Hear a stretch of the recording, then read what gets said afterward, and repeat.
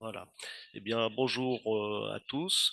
Nous vous recevons ce soir dans le cadre des réunions périodiques de Virage Énergie Climat Pays de Loire, Solène Bouvier, qui va nous parler du captage du CO2 et en vue en particulier de son stockage géologique ou de son utilisation dans des processus industriels complémentaires. Et quel notre association se penche sur cette question. Enfin, on a déjà eu une partie avec Thomas Aiglin de l'ADEME sur le captage du CO2 par les écosystèmes, qui a bien sûr notre préférence. Et par contre, donc, nous pourrions avoir le pendant des informations sur toutes ces méthodes de captage du CO2 artificiel, on va dire, et quel serait leur potentiel éventuel, mais quelles seraient les limites d'utilisation. Voilà, je vous cède la parole, Solène, et c'est à vous. Très bien. Merci beaucoup. Bonsoir à tous. Merci pour l'invitation. Peut-être en deux mots, donc je m'appelle Solène Bouvier, je suis ingénieure chimiste de formation. J'ai travaillé quelques années dans l'industrie, dans des départements recherche et développement en nouveaux matériaux. Et puis ensuite quelques années plutôt dans l'accompagnement d'entreprises, toujours sur la filière chimie et environnement, accompagnement d'entreprises pour dans leur stratégie d'innovation, pour les aider à monter des projets, notamment des projets collaboratifs qui pourraient être éligibles à des financements publics. Et c'est donc lors de cette expérience professionnelle-là que j'ai vu arriver les sujets de captage de CO2 et de la réutilisation de ce CO2. Donc je travaillais en région Auvergne-Rhône-Alpes où l'industrie, notamment de la chimie, est particulièrement présente. Et pour ces acteurs-là, le captage du CO2 est vu comme une opportunité à la fois pour se décarboner et aussi pour éventuellement substituer des molécules qui sont aujourd'hui pétrosourcées et qui sont à la base de la chimie actuelle, se demander s'il ne serait pas possible de remplacer un certain nombre des molécules qu'on utilise aujourd'hui par des molécules qui seraient issues d'un CO2 préalablement capté. Donc j'ai ensuite, depuis début 2024, j'ai changé de région. Je suis arrivée à Angers et j'ai intégré les équipes de l'ADEME au service décarbonation de l'industrie et hydrogène pour m'occuper à plein temps de cette thématique de captage du CO2 pour son stockage géologique ou son utilisation. Et du coup, je vous propose, j'ai environ 26 slides, je regardais tout à l'heure, pour discuter de ce sujet ensemble ce soir. N'hésitez pas à m'arrêter au fur et à mesure de la présentation pour poser vos questions et on pourra de toute manière continuer de discuter ensuite à la fin de la présentation. Donc ce que je vous propose, c'est dans une première partie de revenir sur un certain nombre de définitions, puisque même pour trouver un titre, c'est pas évident parce que ces thématiques-là, c'est des chaînes de valeur longues. On va venir capter le CO2, le transporter, le stocker, le réutiliser. Donc avant tout, je voulais expliciter un certain nombre de termes et d'enjeux autour de ces sujets. Ensuite, dans une deuxième partie, vous donner quelques éléments d'information sur pourquoi on veut faire ça, dans quel objectif ces technologies pourraient présenter un intérêt et à quel coût énergétique, environnemental, économique, etc.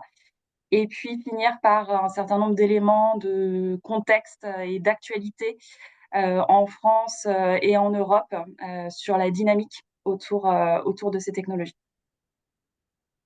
Donc, si ça vous convient, on va démarrer tout de suite par la première partie que j'ai intitulée «De quoi parle-t-on?»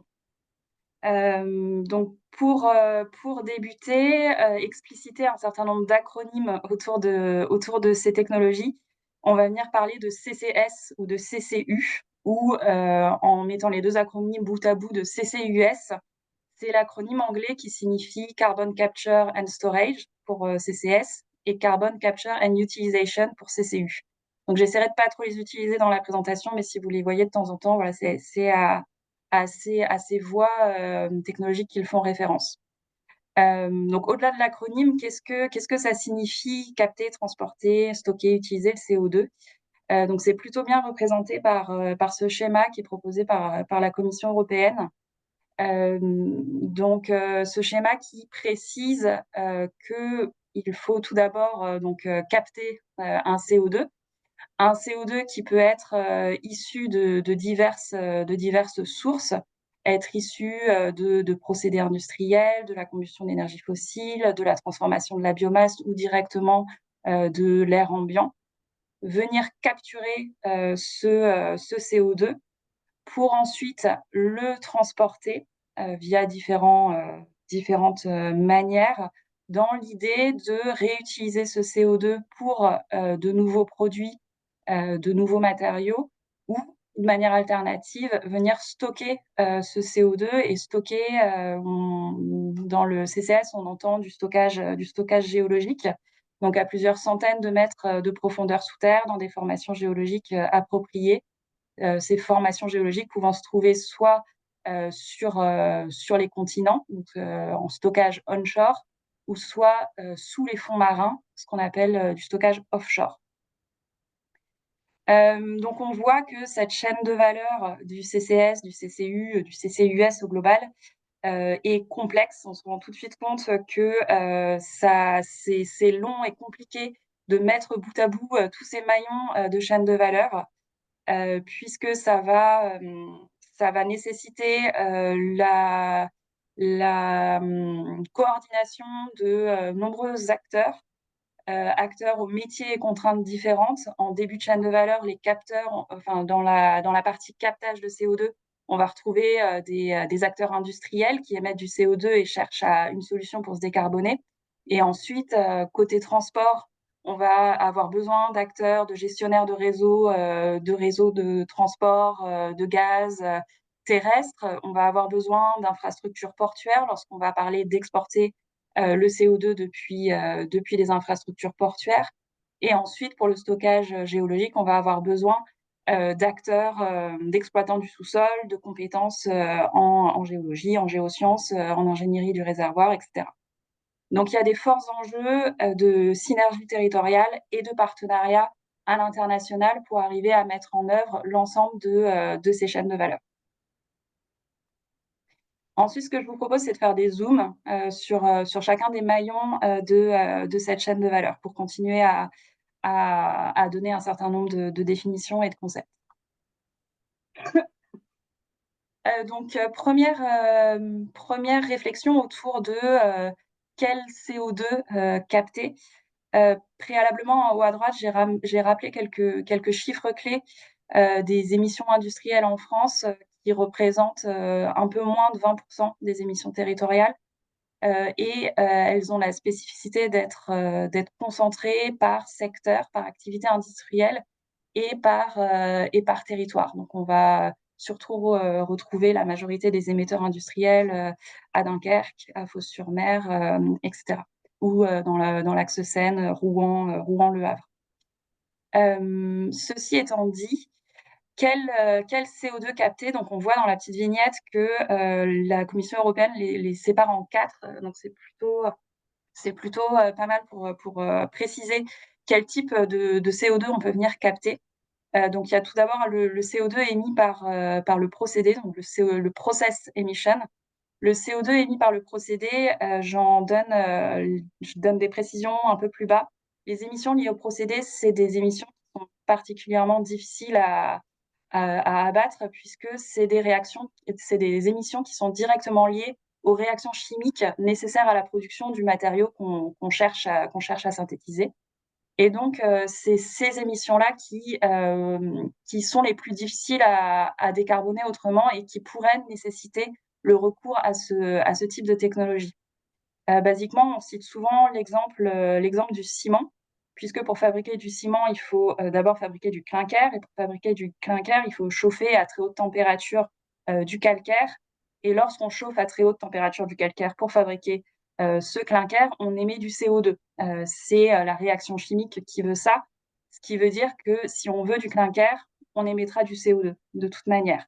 Quelle que soit l'énergie qu'on utilise pour chauffer notre four, on aura toujours ces émissions liées au procédé, liées à la décarbonatation du calcaire, qui sont particulièrement importantes dans l'industrie cimentière, puisque ces émissions procédés représentent pour ce secteur 2/3 des émissions.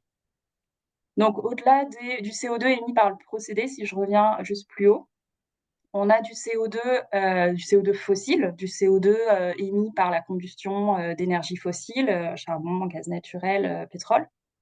Et on peut aussi avoir du CO2 qui est émis lorsque l'on va venir brûler de la biomasse. Ça, c'est ce qu'on appelle le CO2 biogénique. On verra tout à l'heure que du coup, il a un petit peu un autre statut. Et dans les technologies de captage et stockage du CO2, c'est pas forcément la même philosophie qui est derrière. Et la quatrième source, la quatrième type de CO2, c'est finalement du CO2 qui serait directement, enfin du CO2 qui est autour de nous dans l'air, donc à un petit peu plus de 400 ppm, donc à très basse concentration dans l'atmosphère. Donc ça, c'était sur les types de CO2. Maintenant, les technologies de captage. Donc, comment faire pour capter du CO2 ? Il y a plusieurs technologies qui existent, qui sont à divers niveaux de maturité. La technologie par absorption, donc par lavage avec des solvants, principalement le plus connu des solvants aminés. Donc ces solvants viennent absorber le CO2 et ensuite on vient désorber ce CO2 et réutiliser le solvant pour laver les fumées qui viendraient ensuite. Donc ça, la technologie par absorption aux amines, c'est vraiment celle qui est la plus connue aujourd'hui, la plus mature d'un point de vue technologique, et donc d'ores et déjà utilisable, déployable sur des sites industriels. Ensuite, on a d'autres technologies de captage qui sont elles aussi en cours de développement à divers stades de maturité. Des technologies par adsorption, où là, l'idée, c'est d'utiliser un matériau adsorbant qui viendrait donc absorber le CO2. Et il y a tout un tas d'autres technologies aussi, de type membranaire, de type cryogénie, basse température, etc. Le choix de la technologie de captage est guidé avant tout par la typologie de la fumée industrielle à traiter. La concentration du CO2 dans les fumées, il sera toujours plus difficile d'aller capter du CO2 faiblement concentré dans une fumée qu'un CO2 qui serait plus hautement concentré. D'autres critères pour choisir une technologie de captage, ça peut être la présence de polluants dans les fumées qui peuvent rendre compliqué de mettre en place telle ou telle technologie de captage. Et également la pénalité énergétique associée à la technologie de captage. Donc, je fais un petit focus juste en dessous sur ce que j'appelle la pénalité énergétique. C'est finalement le CO2 additionnel qui sera émis parce qu'on met en place cette technologie de captage. Donc, c'est finalement la surconsommation énergétique liée à l'installation d'une brique de captage de CO2 et pénalité énergétique qui peut être assez élevée. Donc c'est pas anodin de vouloir installer une brique de captage de CO2. Donc de nombreuses recherches sont conduites depuis de nombreuses années pour arriver à proposer des technologies de captage les moins énergivores possibles pour rendre intéressant finalement le fait de capter le CO2. Donc l'idée importante à garder en tête, c'est que vraiment plus la concentration en CO2 à capter est faible dans une fumée, et donc on se rend compte que donc, dans l'air c'est encore pire, plus le coût sera important, le coût énergétique et donc le coût économique aussi derrière. Je peux poser une question? Est-ce qu'il y a Oui. des technologies de rupture, enfin, est-ce qu'il y a des technologies émergentes qui pourraient améliorer les performances par rapport à l'existant? Il y a des technologies, comme je le disais, qui sont plus ou moins matures. Donc, c'est un sujet de recherche qui est plutôt actif. Donc, on a assez souvent voilà, des startups qui se lancent, par exemple, et qui indiquent des capacités, enfin des pénalités énergétiques beaucoup plus basses. Donc oui, on a sans cesse soit des nouveaux matériaux adsorbants, toujours plus sophistiqués, en utilisant des matériaux nanostructurés de type Metal Organic Framework, etc. Donc de plus en plus chiadés, qui permettraient d'arriver à une pénalité énergétique la plus basse possible. On a aussi des startups qui proposent des technologies cryogéniques avec des process hybrides, avec soit du membranaire en amont, etc. Donc c'est une thématique qui est qui est assez regardée, et donc il y a sans cesse de nouvelles idées et de nouvelles optimisations qui vont dans le sens d'une pénalité énergétique amoindrie. Autre question, j'avais discuté il y a quelque temps avec une personne qui s'occupait de la production de ciment dans des cimenteries qui vont être reliées normalement au site de Montoire Mhm. pour enfin, le transport du CO2. Et elle me disait que le coût du ciment produit avec ces processus de décarbonation était quasiment le double du coût du ciment normal, entre guillemets. Est-ce que vous avez des données là-dessus? Euh, c'est sûr que les producteurs, enfin les gros émetteurs qui mettront en place ces technologies-là devront, comme c'est des technologies qui sont très chères, devront trouver un moyen de, de rentabiliser, et donc éventuellement de répercuter le coût de leurs investissements sur leurs produits, donc sur leurs clients. Donc oui, c'est possible que les produits deviennent plus chers du fait d'investissements sur les sites dans ce type de technologie.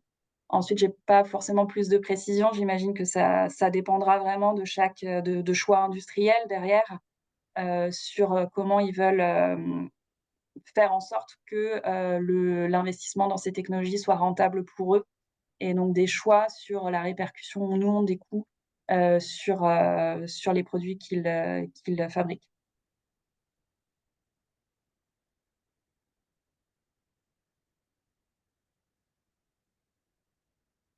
Je poursuis. C'est bon, merci. Pour poursuivre sur le volet transport de CO2, je ne vais pas m'attarder très longtemps sur ce sujet, puisque transporter du CO2, c'est l'étape la moins critique sur le plan technologique. A priori, voilà, on sait faire, c'est des étapes de compression, de liquéfaction, etc. Ça peut néanmoins être une étape énergivore, puisque on va en parler juste après, mais l'idée serait éventuellement de transporter le CO2 sur de longues distances, avec des intermodalités de type donc pipeline jusqu'à un port, avec une unité de compression liquéfaction pour charger le CO2 sous forme liquéfiée dans des bateaux qui ensuite iraient parcourir des centaines, voire des milliers de kilomètres pour atteindre des sites de stockage géologique. Donc selon la longueur en termes vraiment kilométriques des chaînes de valeur, ça peut avoir un impact sur la pertinence ou non de recourir à ces technologies. Donc le mode de transport le plus adapté, en tout cas, est à penser en termes de distance à parcourir et de volume de CO2 à acheminer.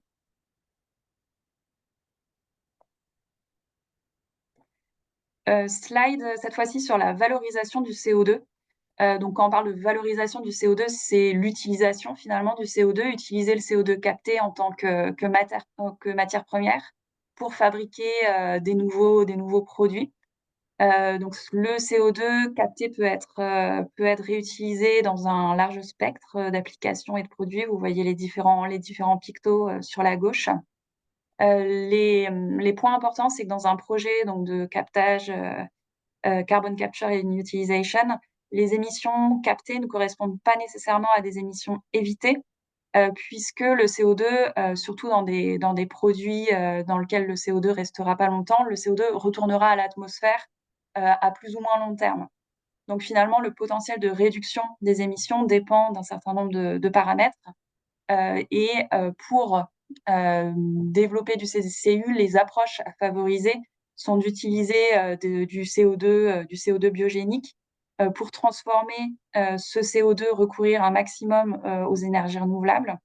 Et puis, dans le choix des usages de réutilisation de ce CO2, privilégier des produits qui permettent de séquestrer le CO2 sur le long terme, comme par exemple la minéralisation, où on va venir, par exemple, dans des déchets de construction, des matériaux de construction, minéraliser en injectant du CO2. Et donc là, le CO2 est accroché de manière définitive à ces produits. Et on peut donc considérer qu'il est stocké sur du long terme et qu'il ne se retrouvera pas à l'atmosphère à des échelles de temps courtes, de l'ordre de l'année ou de la dizaine d'années.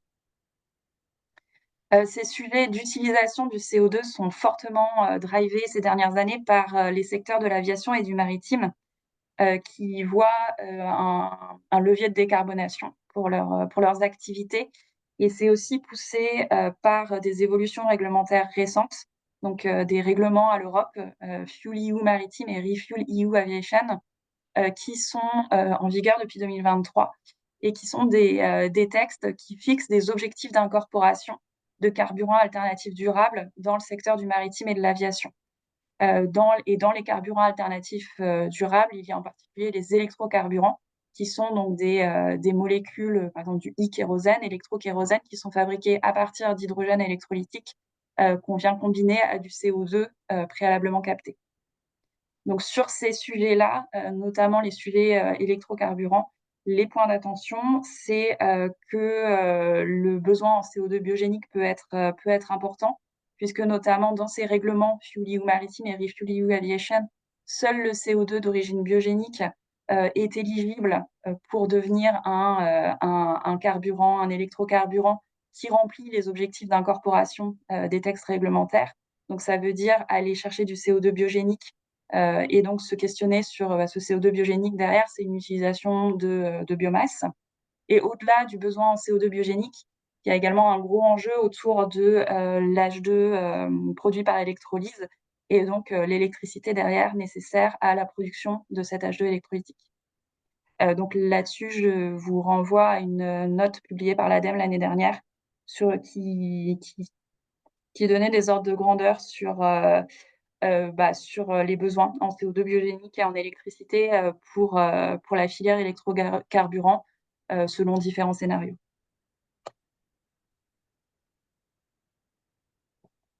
Enfin, sur la partie stockage géologique. Donc là, stockage géologique, vraiment, on va dans le sous-sol à plusieurs centaines de mètres de profondeur sous terre.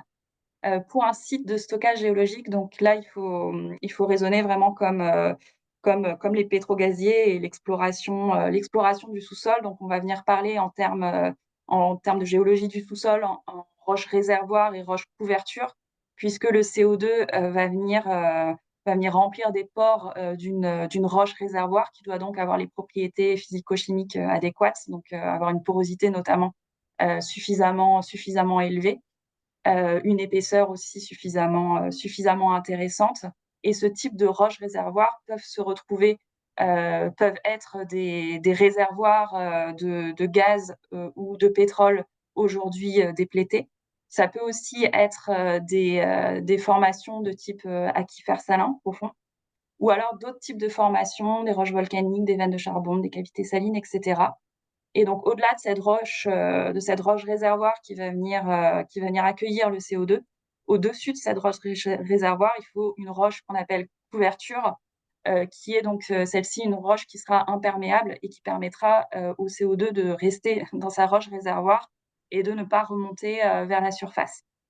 Donc ensuite, au-delà de cette roche réservoir et cette roche couverture, il faut ce qu'on appelle donc des pièges structuraux ou stratigraphiques, qui sont du coup des formations géologiques particulières qui permettent à la roche réservoir de se trouver dans des configurations telles que la roche couverture est bien au-dessus de cette roche réservoir et permet donc au CO2 de rester piégé et de ne pas remonter vers la surface.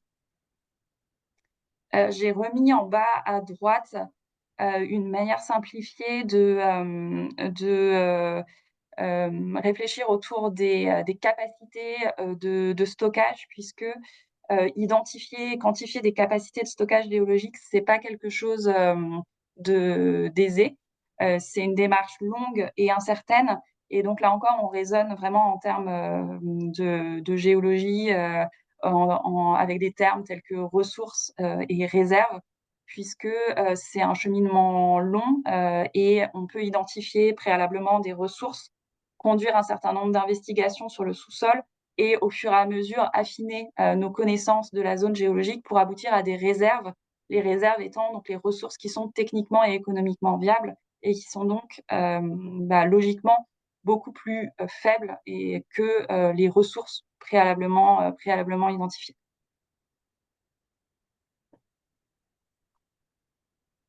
Donc voici pour cette première partie, pour balayer rapidement l'ensemble des maillons de la chaîne de valeur du captage, transport, stockage, utilisation du CO2. Maintenant, ce que je vous propose, c'est de passer à cette deuxième partie sur les objectifs et donner quelques éléments aussi sur le coût de la mise en œuvre de ces technologies. Il y a une question sur quels sont les risques de relargage du CO2 stocké. Enfin, là, on a parlé de roches couverture, de roches réservoirs, mais est-ce qu'il y a eu des exemples par le passé parce que je crois que c'est une technologie qui est déjà utilisée par les pétroliers. Est-ce qu'il y a eu des exemples de relargage de CO2 qui étaient stockés? Alors effectivement, on dit souvent que c'est une technologie qui est déjà mise en œuvre par les pétrogaziers. C'est vrai, hein, pour faire de la récupération assistée de pétrole, on peut injecter du CO2 dans le sous-sol pour justement optimiser l'extraction pétrolière. Donc en soi, injecter du CO2 dans le sous-sol, c'est effectivement quelque chose qui est maîtrisé. Ensuite, injecter du CO2 vraiment à des fins de stockage géologique pour des raisons d'atténuation du changement climatique, ça, c'est plus nouveau. Donc les risques de fuite sont minimes lorsque les sites de stockage sont préalablement bien choisis finalement.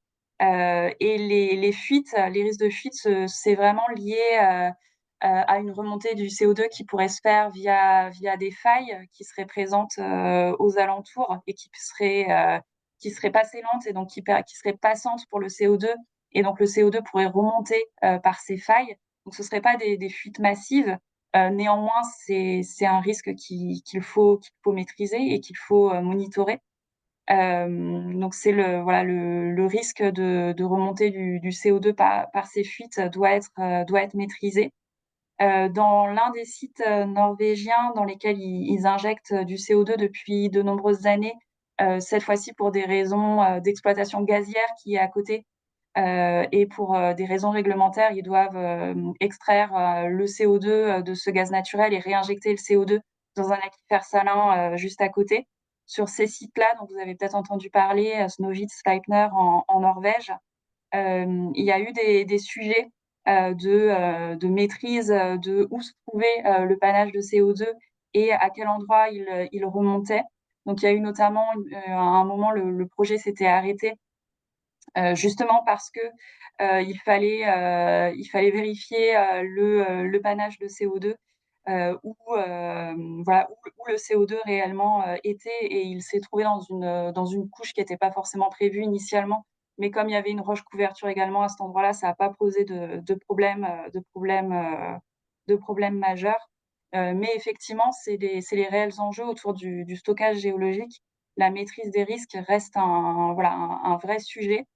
Et donc, pour pouvoir stocker géologiquement du CO2, le stockage géologique du CO2 est réglementé depuis 2009 par une directive à l'Europe qui impose un certain nombre de critères dans le choix des sites potentiellement éligibles au stockage géologique et qui impose aussi une surveillance des sites, un monitoring, une vérification de l'endroit où se trouve le CO2, que ce soit pendant l'injection et également pendant les décennies qui suivent l'injection de CO2 dans le sous-sol.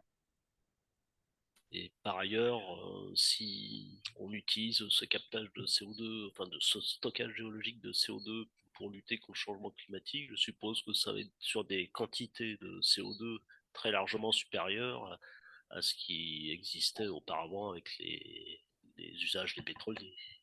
Oui, oui, oui, effectivement, on n'est pas sur les mêmes ordres de grandeur. Donc ça, l'avenir nous le dira sur à quelle hauteur ce levier de décarbonation sera activé selon comment les pays se positionnent, qui arrivent à développer des capacités de stockage suffisamment sûres et pérennes et se lancent dans cette aventure-là. Mais évidemment, oui, les ordres de grandeur, ça dépend des scénarios, mais vous avez sans doute vu dans les scénarios à l'international, que ce soit au GIEC, l'AIE, etc., les leviers de CCS sont souvent mobilisés et dans des ampleurs assez conséquentes. Une autre question, c'était pouvez-vous donner des exemples de CO2 biogénique captable? Par exemple, un CO2 qui serait émis par un papetier. Donc les papeteries, le secteur du papier carton est un gros émetteur de CO2 biogénique, plutôt concentré sur certains sites. Donc c'est des sites d'intérêt. Ensuite, on parlait des cimentiers tout à l'heure. Les cimentiers, l'une de leurs approches pour se décarboner, c'est substituer une partie de leur combustible par des CSR, des combustibles solides de récupération, qui sont donc des déchets pour partie organiques et qui donc émettent, lorsqu'ils brûlent un CSR, on émet du CO2 biogénique. Il y a également un sujet autour des bioraffineries, etc., qui émettent du CO2 biogénique, ou même on peut aussi parler de CO2 biogénique dans le CO2 qui est émis par les méthaniseurs, par exemple.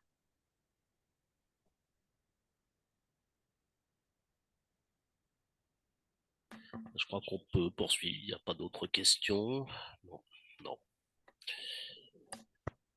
Ça marche. Je poursuis. Donc sur la partie objectif de ces technologies. Alors pourquoi capter et stocker du CO2?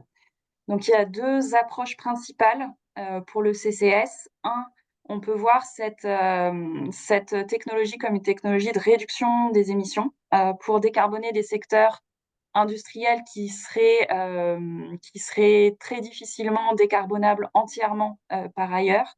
Donc c'est avec des émissions qu'on appelle hard to abate. Donc des émissions des secteurs tels que les cimenteries, la sidérurgie, la pétrochimie, etc. Et au-delà du CCS pour réduire les émissions, on parle aussi du CCS pour éliminer directement du carbone. Donc ça fait partie des technologies d'élimination directe du carbone, EDC en français ou CDR en anglais, Carbon Dioxide Removal. Je referai un petit focus là-dessus juste après. Pour ici, pas réduire les émissions, mais créer des émissions négatives, réglementairement parlant. Et ces émissions négatives sont donc créées lorsque on fait du CCS sur du carbone biogénique. Donc c'est bioénergie avec CCS, BECS, et Direct Air Capture et stockage, qu'on appelle DAX. Donc capter directement le CO2 dans l'air, DAX, et capter et stocker du CO2 biogénique, BECS. Au-delà de ces deux approches, on voit aussi à l'international l'intérêt pour le CCS est aussi lié à la production d'hydrogène bas carbone. Donc mettre en place des solutions de captage sur du vaporéformage de gaz naturel, qui est aujourd'hui la voie la plus commune pour fabriquer de l'hydrogène. L'idée derrière de cet hydrogène bleu, c'est de massifier la production d'hydrogène pour faciliter la mise en place d'infrastructures nécessaires au déploiement de l'hydrogène, d'un hydrogène renouvelable. Donc c'est un peu moins le cas en France.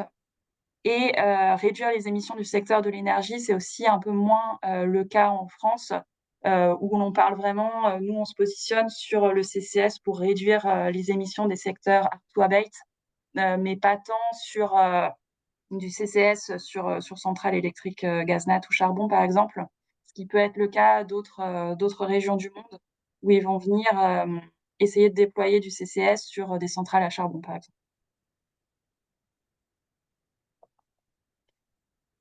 Donc petite digression sur l'élimination directe du carbone ou carbon dioxide removal en anglais. Donc ces technologies-là enfin ces activités-là, la définition, je l'ai remise ici, c'est l'ensemble des activités humaines qui visent à retirer du CO2 de l'atmosphère et à le stocker durablement dans des réservoirs géologiques, terrestres, océaniques ou dans des produits. Et ces approches d'élimination directe du carbone sont de deux catégories. Soit des approches dites nature-based. Donc là, c'est de l'action de l'homme pour amplifier des phénomènes naturels, amplifier des puits de carbone naturel.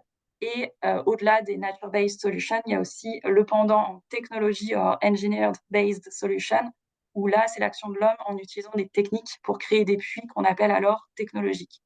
Et donc, c'est dans cette catégorie-là que rentrent les solutions de BECCS et de DACS dont je parlais juste avant.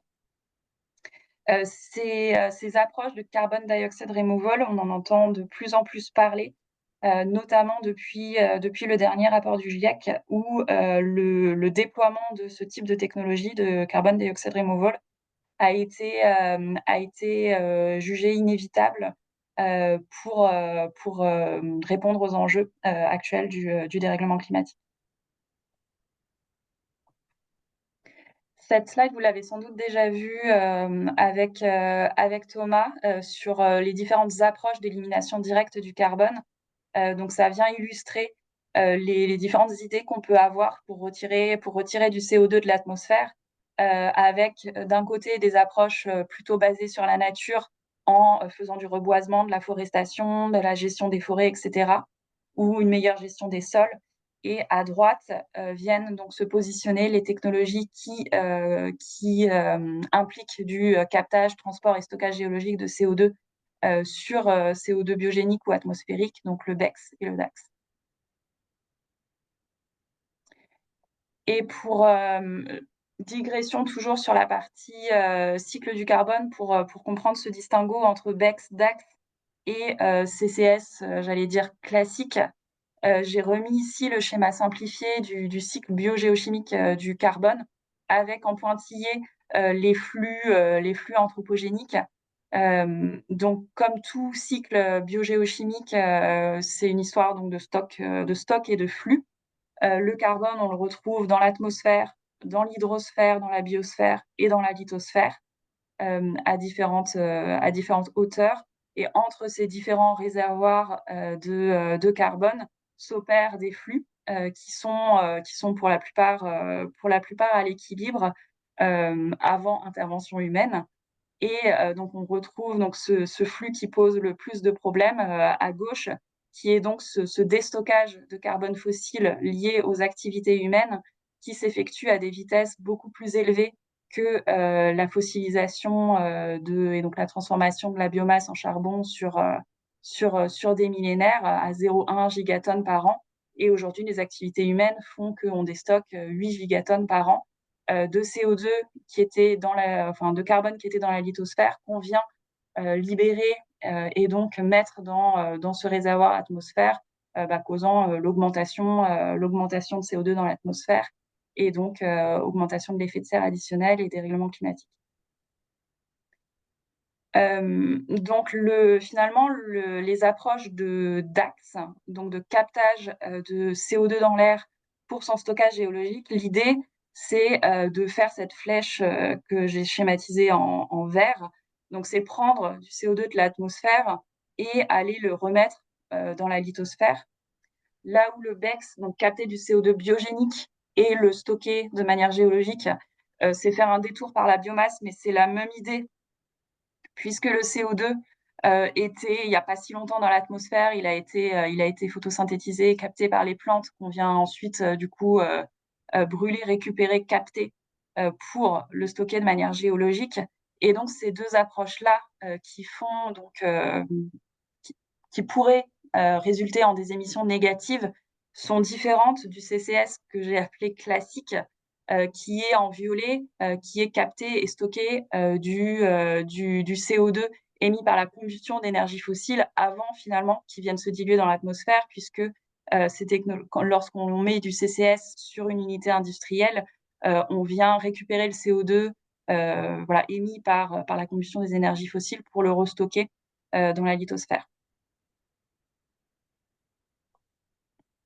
Alors, un extrait de l'avis de l'ADEME sur ces technologies de CCS, avis de l'ADEME qui date de 2020, que vous pouvez retrouver et télécharger sur le site de l'ADEME. Je vous ai mis une capture d'écran de l'infographie qui avait été faite à l'époque.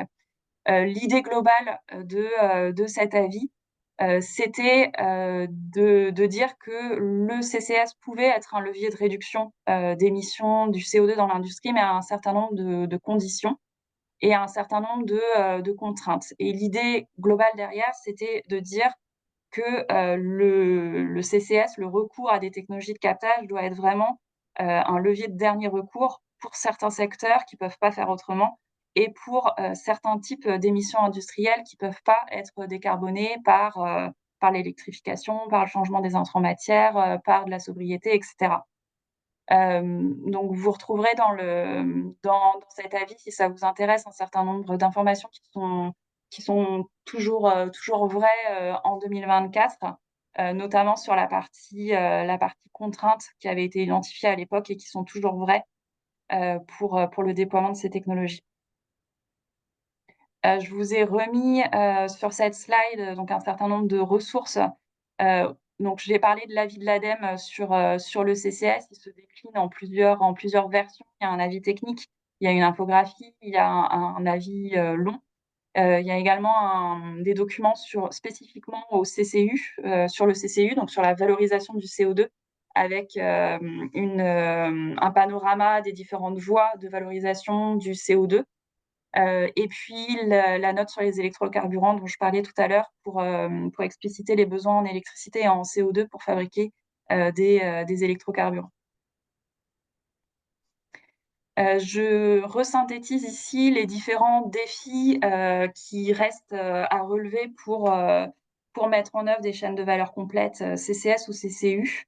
Il y a un certain nombre de challenges ou de difficultés qu'il faut adresser si on souhaite aller dans la voie de déploiement de ce type de technologie. Des freins qui peuvent être sociétaux. Est-ce qu'en tant que société, on a envie que ce type de projets se déploient? Est-ce qu'ils sont faisables? Quelles sont leurs conditions de réalisation?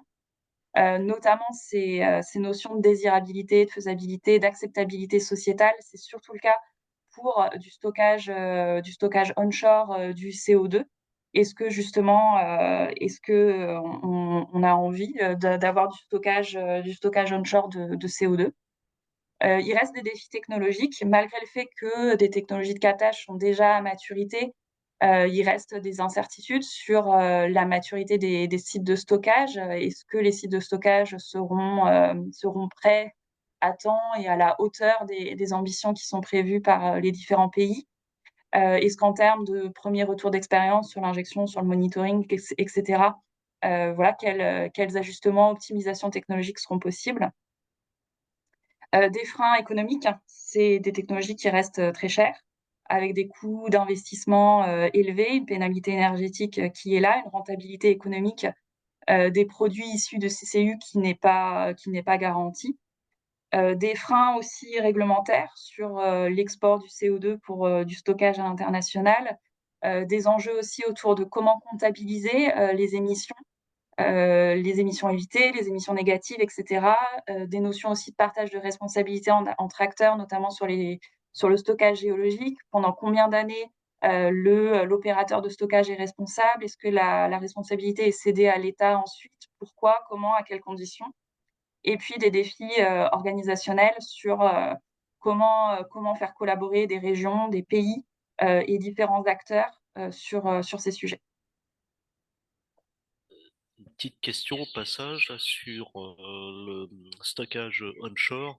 Est-ce qu'il y a des zones plus propices en France pour ça? Oui, je pourrais en reparler dans quelques slides dans la stratégie française de déploiement de ces technologies. Ok. J'en reparlerai à ce moment-là, mais il y a notamment beaucoup le sujet autour du bassin aquitain, autour de la zone de lac, qui a notamment été fait l'objet d'un projet en 2010, parce que le CCS, c'est pas nouveau, c'est par vague.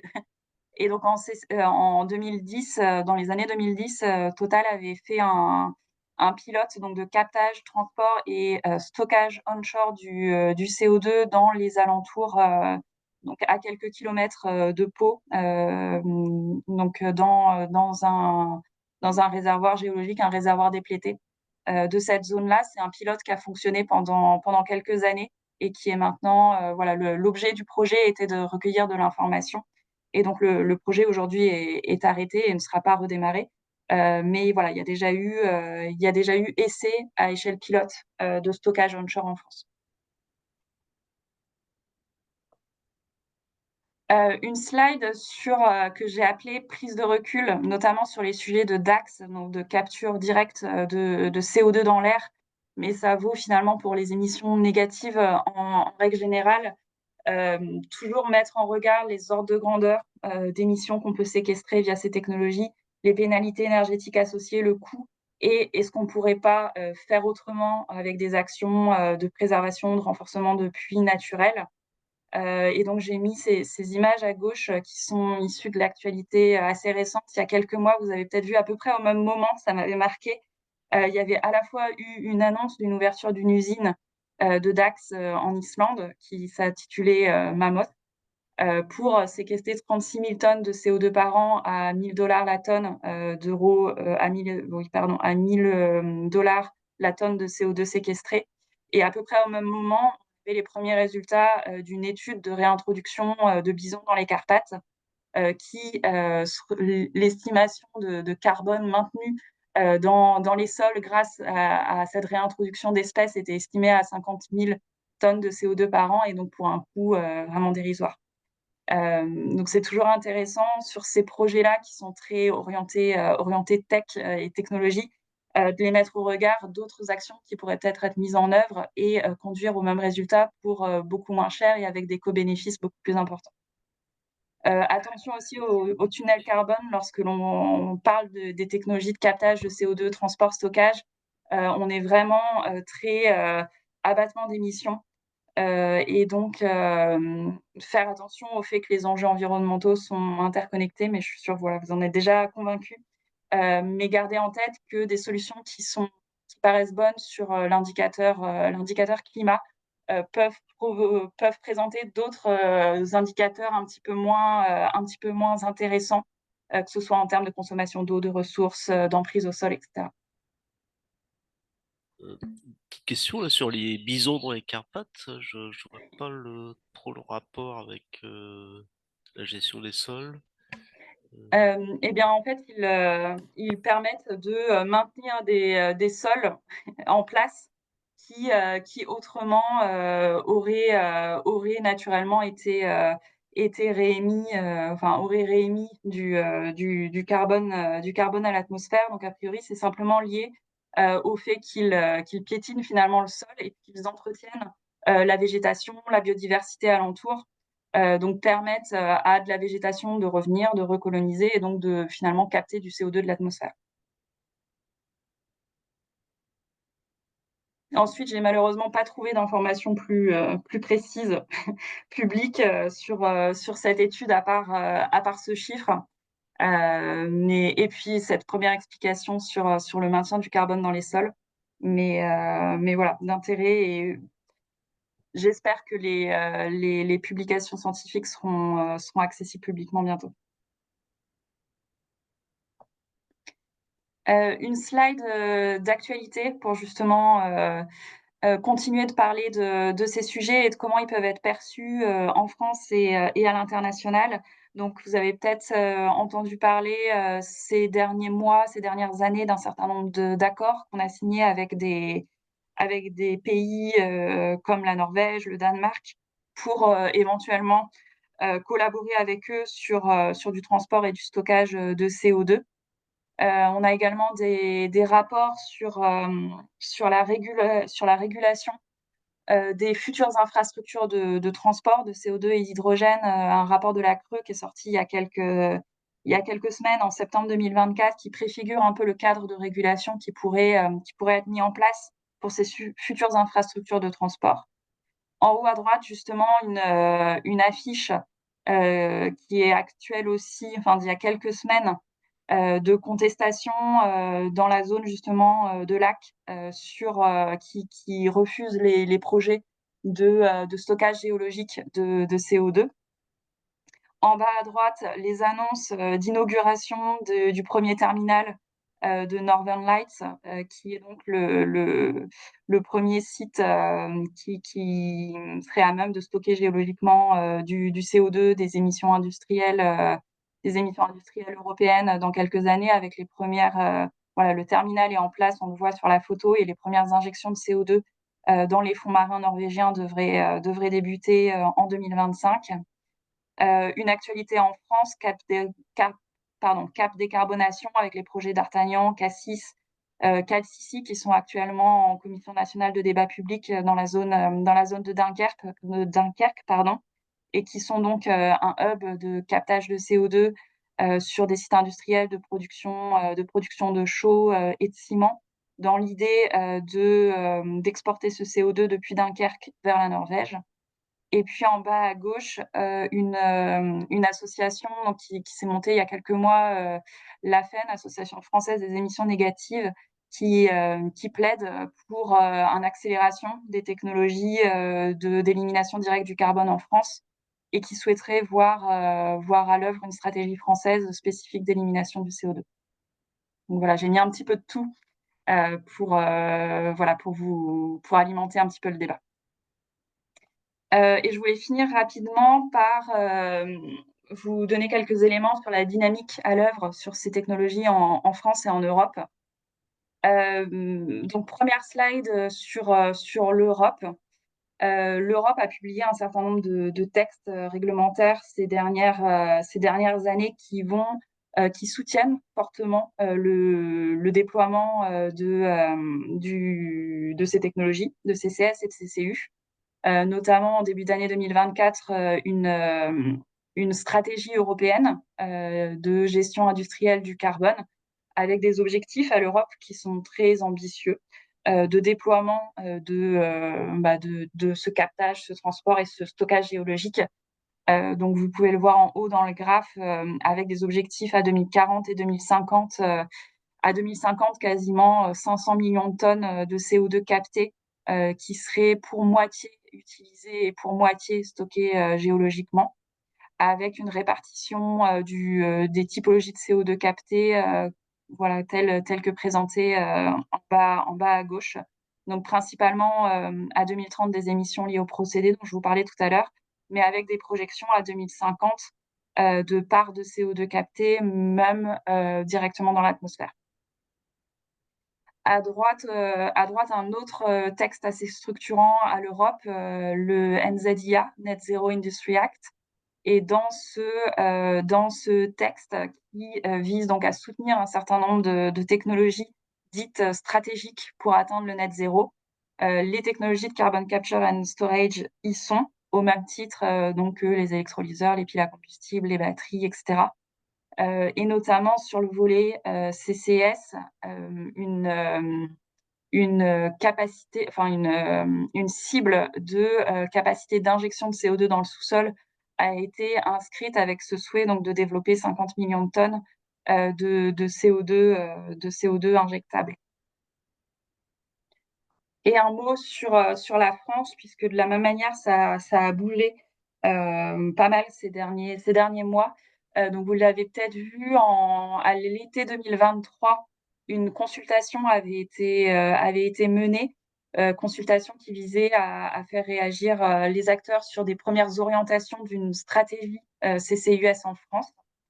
Ce document a été mis en consultation donc quelques mois à l'été 2023, a récolté un certain nombre de réponses de différents acteurs, notamment le Haut Conseil pour le climat avait fait une réponse à cette consultation qui est un document plutôt intéressant à aller consulter.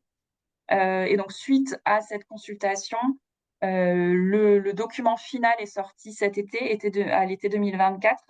Il s'intitule État des lieux et perspectives de déploiement du CCUS en France, donc téléchargeable facilement sur le site du gouvernement.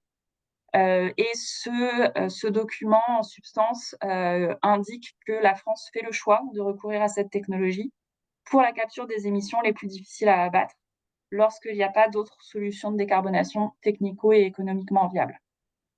Donc, au-delà de ce message global de la position de la France, le document précise également des trajectoires de captage de CO2 en France envisagées à différents horizons de temps. Donc, l'idée serait de capter 4 à 8 millions de tonnes dans l'industrie d'ici 2030. Une deuxième phase où on viendrait capter de plus en plus de CO2 par an, 12 à 20 millions de tonnes captées dans des secteurs des secteurs plus larges, donc pas seulement dans l'industrie énergo-intensive, mais d'aller chercher du CO2 dans les émissions liées à l'incinération des déchets, etc. Et une phase 3 plus incertaine, plus lointaine, mais qui viendrait encore augmenter ces objectifs de captage en les portant à 30 à 50 millions de tonnes par an. Au-delà de ce volet captage, le document revient aussi sur la nécessaire régulation des futures infrastructures de transport. Donc ça, j'en parlais tout à l'heure, et la Commission de régulation de l'énergie, la CRE, a travaillé dessus cette année et a rendu ses premières conclusions il y a quelques semaines. Le document indique aussi une volonté de la France de faciliter l'export du CO2 en nouant des partenariats stratégiques à l'international. C'est la raison pour laquelle on voit des partenariats se nouer avec le Danemark, la Norvège, etc.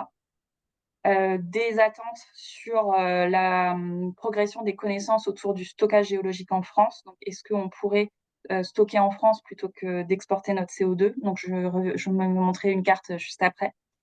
Et puis, la nécessité de suivre attentivement les évolutions réglementaires sur les voies de valorisation du CO2 pour pouvoir accompagner ces développements. Donc, Il y a une petite question ouais, intermédiaire là. Enfin, je crois que vous l'aviez dit tout à l'heure, mais enfin, peut-être repréciser. CCUS veut dire alliance de CCU et de CCS. oui, c'est Carbon Capture Utilization and Storage. Donc, c'est soit l'un, soit l'autre. Je préfère parler de CCS ou CCU parce que CCUS, c'est un peu englobant et un peu fourre-tout, mais c'est mon avis personnel. Mais c'est bien du coup l'acronyme qui englobe l'ensemble des possibilités de capter pour utiliser ou pour stocker le CO2. Et puis, il y avait une petite observation disant qu'il y a le projet d'actualité chez nous en Pays de Loire avec le projet TechCare à Montoire, enfin dans un fou d'Ange, je ne sais plus exactement, Ouais. avec du captage du transport, captage et transport de CO2 et utilisation pour éventuellement fabriquer de, des Des carburants pour électrocarburants. l'aviation. Oui, oui, oui. Ça, c'est un projet effectivement d'ampleur dans l'ouest de la France. Donc, il y a un certain nombre d'éléments qui sont publics, hein. C'est le projet Go CO2 qui vise effectivement à aller donc chercher du CO2 issu de plusieurs gros émetteurs. Donc, le plus au sud étant la cimenterie d'Hervaux. Donc, je pense qu'elle doit être en Nouvelle-Aquitaine. Et au-delà de ça, il y a aussi des gros émetteurs, Heidelberg et l'Ouest, et puis aussi donc en Mayenne, c'est Saint-Pierre-la-Cour, je crois. Et donc ces grands émetteurs, l'idée serait de construire des nouvelles canalisations qui viendraient acheminer le CO2 de ces gros émetteurs vers vers Saint-Nazaire. Et effectivement, à Saint-Nazaire, une partie du CO2 serait exportée pour être stockée géologiquement. Et une partie, la part biogénique, serait utilisés sur place par des nouvelles usines qui souhaitent s'implanter, et notamment effectivement le projet Taiker dans la zone. Il y a une remarque de Xavier Mettet, 2 hubs en France d'ici à 2030 en France, avec 4 sites mis en avant, Le Havre, Saint-Nazaire, Dunkerque et l'Axe-Rhône. Il faut donc en choisir 2 sur 4, ou faut-il développer les 4 pour atteindre les objectifs 2030-2040? Ça dépend de combien d'émetteurs seront dans les hubs. C'est-à-dire que Dunkerque, je vous en ai parlé juste avant, le premier projet qui devrait voir le jour, c'est un projet qui vise à capter les émissions donc d'un site de chaux et d'un site de ciment. Mais ensuite, au-delà de ces émissions-là, ça dépend des autres émetteurs de la zone, notamment de la position d'ArcelorMittal Dunkerque sur la capture de CO2, mais aussi du choix de tout un tas d'autres acteurs de la zone qui, s'ils vont dans cette voie, pourraient du coup augmenter les montants d'émissions de ce hub. Et donc, on n'est pas encore fixé finalement sur quels hubs vont vraiment voir le jour et avec quel montant de CO2 derrière. De la même manière, sur l'axe Rhône, finalement, qui diminue, enfin, l'axe Rhône qui va finalement jusqu'à Fos-sur-Mer, avec l'idée d'aller exporter depuis Fos-sur-Mer. Ça dépend donc sur cette zone-là de la France, à Fos-sur-Mer et sur l'axe Rhône, ils ont une canalisation qui pourrait être réutilisée, une ancienne canalisation opérée par SPSE, qui pourrait être réutilisée pour transporter le CO2. Et c'est une grande canalisation qui va quasiment de Strasbourg à Fos-sur-Mer, et qui pourrait être donc reconvertie en transport de CO2 pour aller chercher des émissions qui se trouvent du sud de la vallée du Rhône jusqu'à Fos-sur-Mer. Et là encore, ça dépend de qui se raccordera à ces futures infrastructures de transport, quels émetteurs se lanceront dans cette voie. Ça permettra de mieux identifier combien de CO2 pourrait être concerné par ce hub. Donc pour le moment, on en est encore au début. On ne sait pas s'il y aura 2 hubs d'ici 2030, plus, moins. C'est encore voilà. Donc ces horizons de temps et ces objectifs-là sont donnés dans ce document, mais ça reste de la prospective finalement. Les questions pleuvent. Ces technologies sont-elles également développées aux États-Unis et en Asie? Parce qu'on a l'impression que l'Europe est un peu en pointe, mais avec des coûts importants. Et est-ce que ça risque pas de provoquer des distorsions de concurrence par rapport à d'autres zones qui seraient moins scrupuleuses? Enfin, ça, c'est un peu la prolongation de la première question là sur ce qui se passe ailleurs. Je dirais pas forcément que l'Europe, enfin, je suis pas encore, j'ai pas encore suffisamment de données et de connaissances sur l'intégralité du CCUS à l'international. Mais ce qui est sûr, c'est que les États-Unis avancent très vite également, et sont capables de déployer ce type de technologie de manière assez rapide, notamment avec tous leurs acteurs du milieu pétrogazier et leur connaissance du sous-sol qui est assez pointue. De la même manière, en Asie, il y a aussi beaucoup de projets qui sont en cours, surtout sur des projets de captage de CO2 sur des centrales énergétiques au charbon, avec cette difficulté de risque de lock-in fossile, de rester dans des utilisations d'énergie fossile en justifiant le fait de déployer de nouvelles centrales à charbon en disant c'est pas grave, on va capter le CO2 derrière. Donc ça, c'est le risque. Et donc il y a aussi tout un tas de projets en Asie. Donc c'est cette montée en puissance de ces technologies-là c'est vrai, toute zone internationale confondue. Et il y a une question alors sur la position de la France. Qui supporte les coûts au final pour toutes ces technologies? Est-ce qu'un volet législatif, normatif contraignant va accompagner ces développements pour créer un intérêt économique pour ceux qui les développent? Euh, Là, la question derrière, c'est une question aussi d'éventuel soutien public autour du déploiement des projets. Donc, dans le document, il y a un certain nombre d'éléments qui sont précisés, notamment en France, le lancement d'un appel à projet, d'un appel d'offres grand projet de décarbonation, qui viendrait finalement encourager les émetteurs à capter leur CO2 en venant leur financer la différence entre le coût de la tonne de CO2 sur le marché réglementaire, sur EU ETS, tant que le coût de la tonne de CO2 reste faible et ça devient donc c'est pas rentable pour le moment de venir capter ces émissions. Donc des soutiens publics pourraient venir compenser cette différence pour que ça devienne intéressant pour les émetteurs d'investir pendant voilà une certaine durée, le temps que parce que l'idée derrière c'est que le marché réglementaire du carbone, que la tonne de carbone augmente suffisamment pour que les investissements deviennent rentables pour les émetteurs.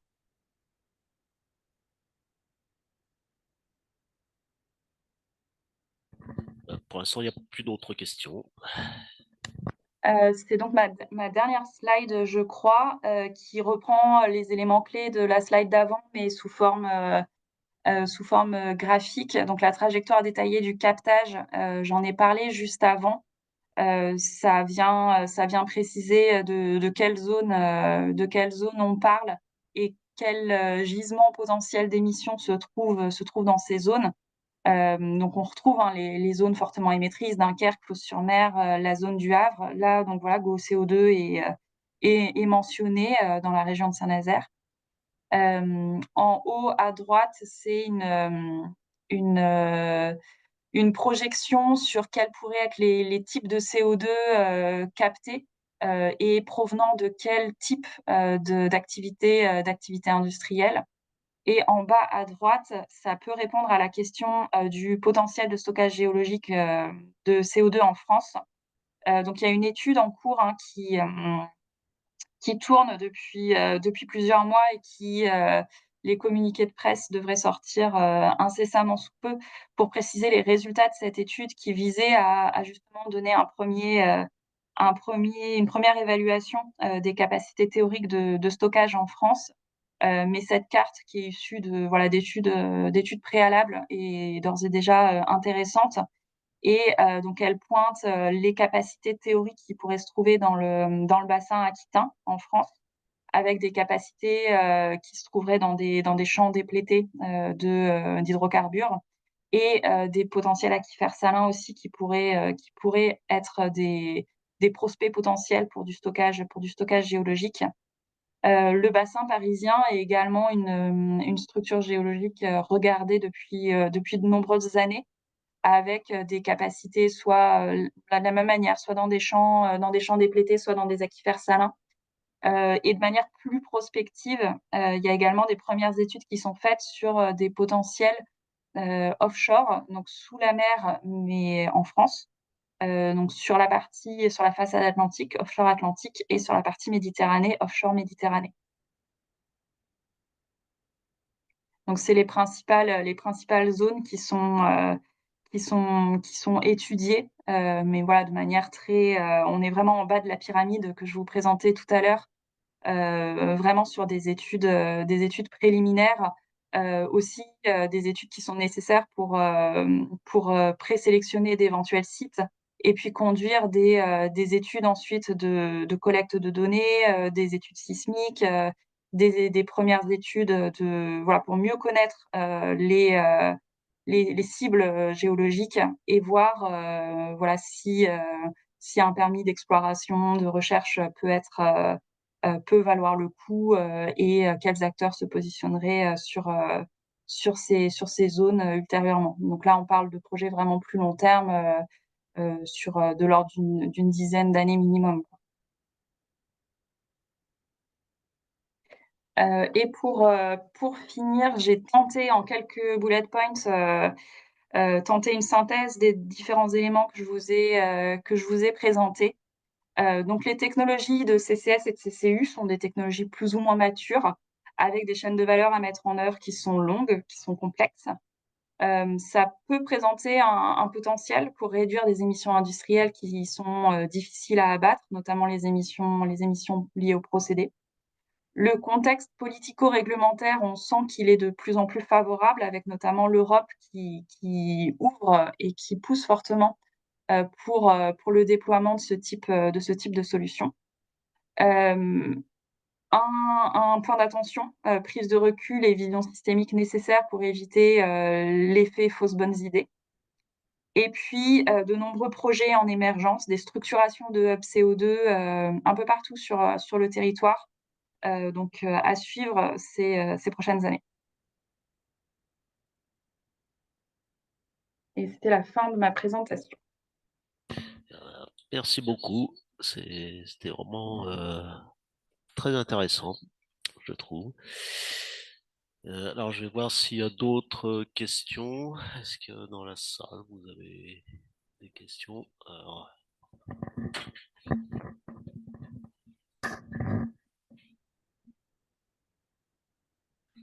Oui, bonjour. Le problème de la méthanation qui vous n'avez pas directement évoqué en vue du stockage de l'électricité. Est-ce que c'est quelque chose qui vous paraît mature? C'est quelque chose qui était regardé effectivement, donc combiner du CO2 qui pourrait être issu d'ailleurs des méthaniseurs, mais pour être combiné à de l'hydrogène et être réinjecté dans les réseaux. C'est quelque chose qui est toujours regardé, mais je pourrais pas vous en dire plus parce que vraiment c'est pas c'est pas mon domaine.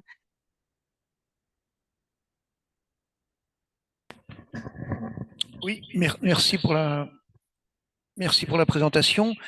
Quid des risques d'attentats ou des gens qui viendraient, entre guillemets, faire péter une réserve, si on peut dire? Est-ce qu'il y a un risque? Est-ce que c'est très fortement sécurisé? Quelles sont les questions à se poser à moyen terme ou à long terme? Sur le risque, par exemple, oui, lié à une dégradation de canalisation, par exemple, j'ai envie de dire que le risque est le même que pour des canalisations des canalisations GazNat existantes ou nos réseaux gaziers existants. J'entends pas parler de nouvelles choses qui se mettraient en place pour se prémunir de ce type de risque. En tout cas, j'en ai pas connaissance. Et sur la partie sur les lieux de stockage, là encore, c'est vraiment trop tôt en France. Et en Norvège, où la question se pose pas trop, puisque ce sont des sites de stockage offshore. Donc là encore, les risques finalement et la sécurité mise en place autour des sites est la même que celle autour de plateformes pétrogazières finalement.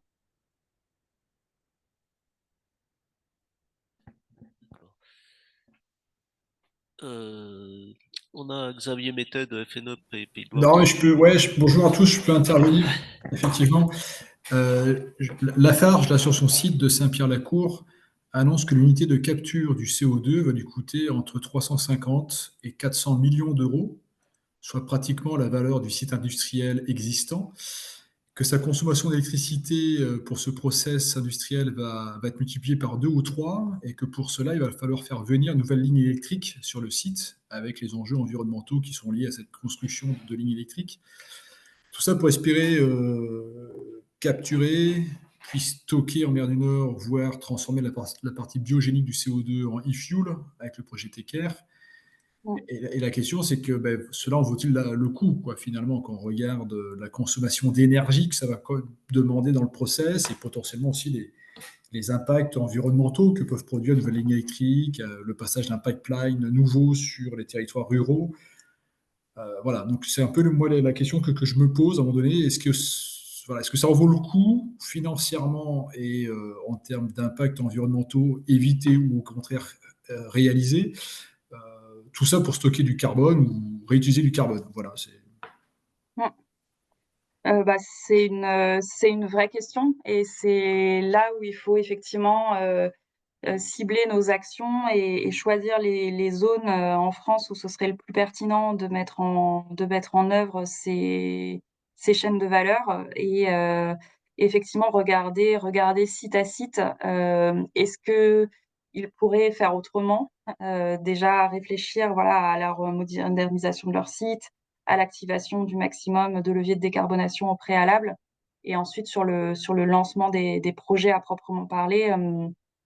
Effectivement, c'est des projets dont où il faut considérer, là surtout sur les hubs CO2, c'est pas seulement la position de Lafarge, c'est aussi celle d'autres émetteurs qui se sont engagés pour le déploiement du hub. Donc s'assurer euh, que un acteur ne déploie pas seul une technologie de captage dans son coin et qu'à minima ce soit mutualisé avec d'autres émetteurs et effectivement ensuite regarder les dimensionnements, être attentif au montant d'émissions qui pourraient être captées et mettre au regard les coûts environnementaux, les coûts énergétiques. Je suis d'accord avec vous. Donc oui, effectivement, c'est des sujets qui sont regardés de près pour voir si c'est pertinent ou pas, selon les sites et selon les zones en France. d'accord, merci. Sachant qu'effectivement, à Lafarge, sur ce site-là, annonce bien que c'est bien pour capturer les 40% d'émissions de CO2 qui lui resteraient une fois qu'il aurait Mm. effectivement changé de carburant, enfin d'énergie, qu'il aurait amélioré sa technologie de fabrication de ciment, etc., etc. Donc, il veut dire qu'il va quand même abattre 60% de ses émissions de carbone Mm. par rapport à aujourd'hui et il a bien la volonté de capturer les 40% restants. Et c'est bien ça qu'il faut voir, c'est quels sont les efforts que vont faire ces industriels pour diminuer leurs émissions de carbone. Alors après, la question, est-ce qu'il faut qu'ils continuent à émettre seulement 40% ou est-ce qu'il faut absolument les capturer et les stocker malgré la consommation d'énergie, d'eau, d'espace, etc., que ces technologies vont s'y amener. Voilà. Ouais. Oui, oui.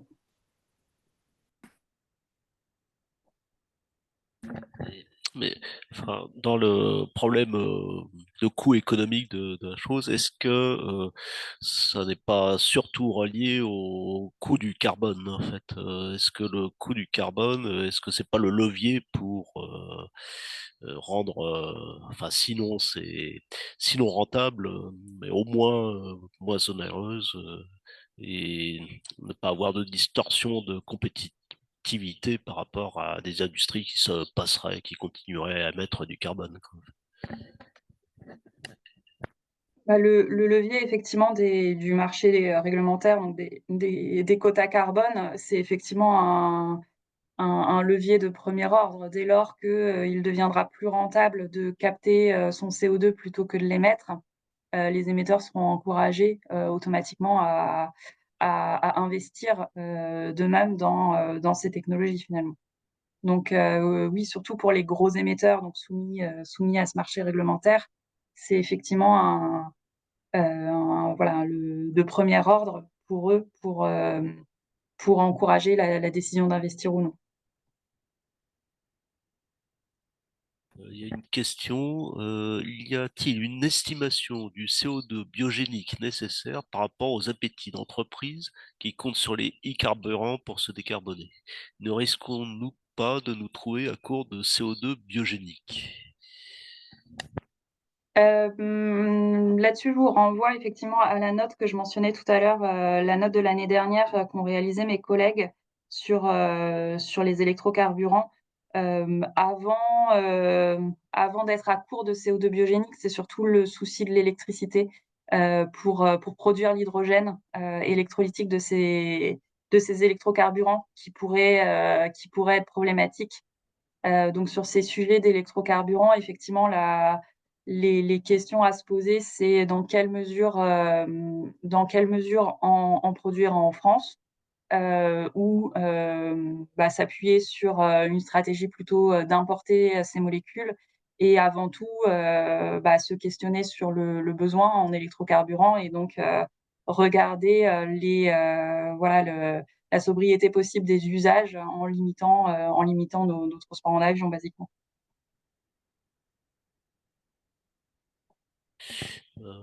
Alors, une petite demande au passage, là, c'est est-ce qu'on pourra avoir le diaporama?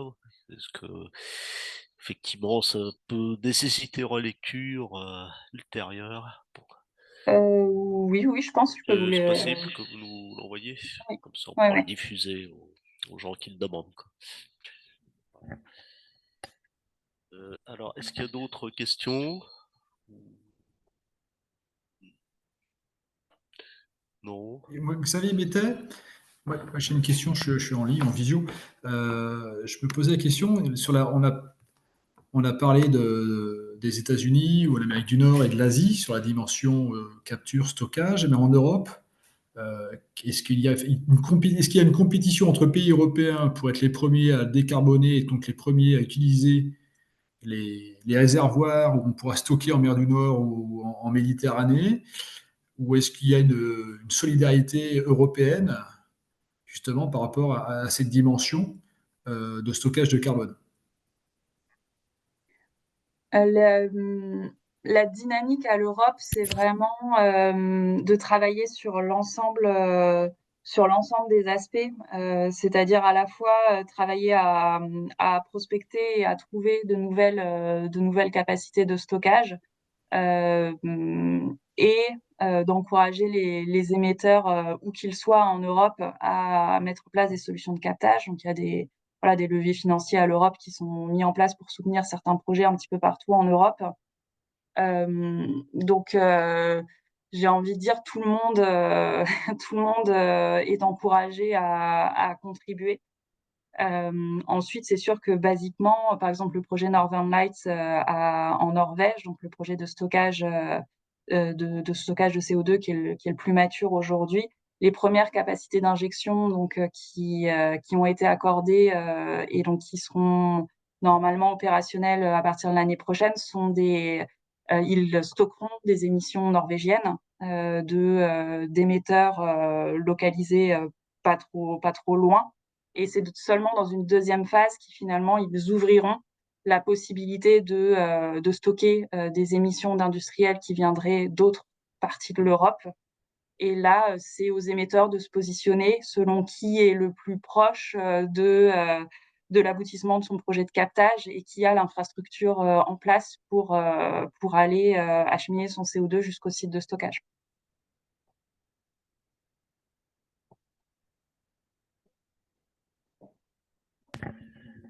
Eh bien, merci beaucoup. Je crois qu'il n'y a plus de questions dans les tuyaux.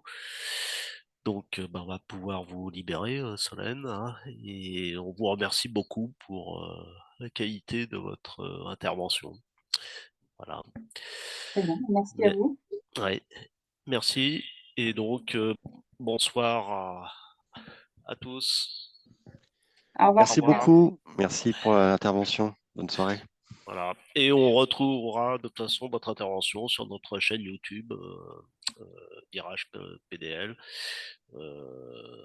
l'enregistrement de cette séance, qui j'espère pourra être diffusée incessamment. Voilà. Merci. Au revoir. Au revoir. Au revoir.